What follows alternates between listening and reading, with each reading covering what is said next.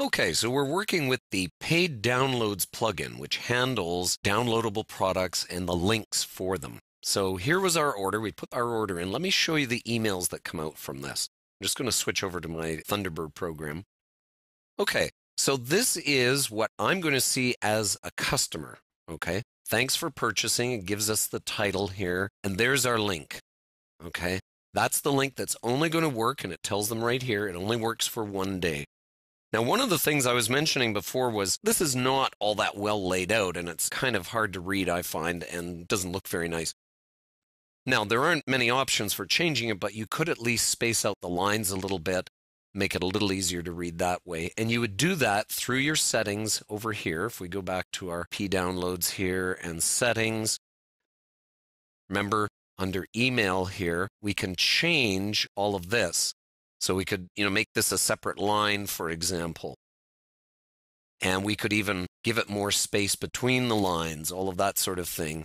Remember, link is valid for only this many days, blah, blah, blah. And then we would just save our settings. Okay, so we do have control over that. Let me show you the other email.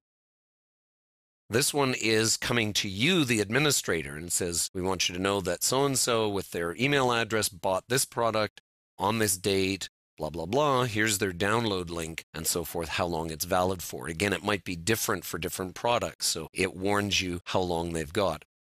Now, what happens if they don't download in time? And this is kind of handy with this particular plugin. If I go in to add a link here, what I can do is I can actually select a file. So I'll do that, Guide to Antique Dinnerware here. And then I can enter an email. Okay, so let's just go over to here. So this is, let's say, somebody who's forgotten to download in time and they email you and go, I'm really sorry I didn't download. So you say, oh, okay, let me resend it to you. So I submit the details here. And there we go. Temporary download link successfully created. Okay. So what you do is you grab this link, tells you when it's going to expire. You grab that and you would paste it into an email to the person, right? So here's where you can go get it quick. You've got this much time. Now, you could use this for other things. For example, let's say you've got a paid product and you want to send a copy to someone for a review or for the media or something like that. All kinds of uses here for temporary links. This is really handy. So it's after they've made the purchase or in place of making a purchase, you want to offer it to them for free, you just send them this link. And again, it's still a link that's going to expire. That's so important. You don't want to just send them a link to the file. You want a link that's going to expire at a certain time. All right, transactions. Let's go down here on our menu. And you can see the list is empty here because I didn't actually complete the transaction, but you'd be able to see where everything happened, who they are, the status of it. Was it completed in PayPal? That sort of thing. Is it pending?